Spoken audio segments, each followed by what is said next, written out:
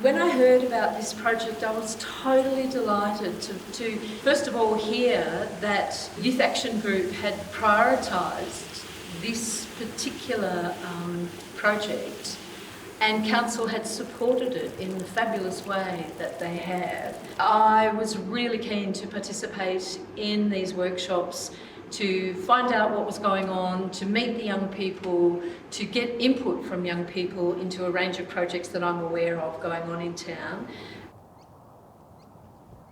Every single time I was in their company, I was incredibly surprised and pleased, delighted really, by the existing knowledge, but also the desire to learn a whole lot more. Very successful. We haven't had to put very much water in at all. Fabulous design. We had done a previous big community design workshop, and our design ideas were at the time still being incorporated into a first draft design by Arid Lands.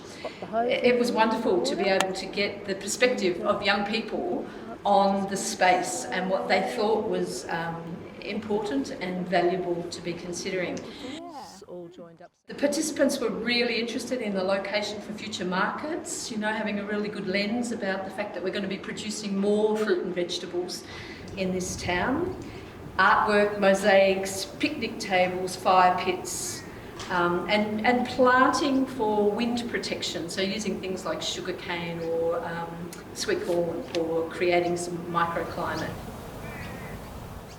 The new ideas were, I think, in particular, ideas that would encourage children and young people to want to be in the garden and to have a creative experience of the garden.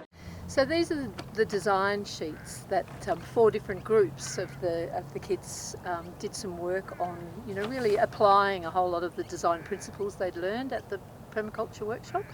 So this one here is the secret garden. There was a bit of children's space, which was great to get the ideas for. This one here is a treehouse idea, lots of spiral gardens, which is fabulous.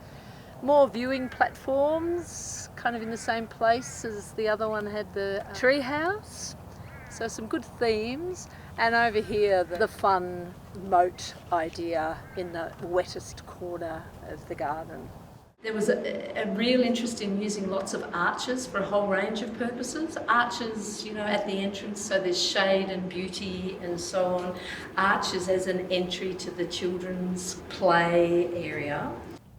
So there's some of the kinds of ideas that are now firmly on the table.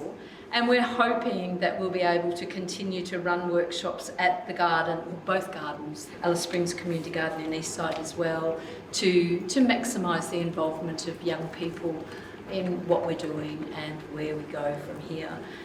And the relationship of that to school communities as well, I think, is really important.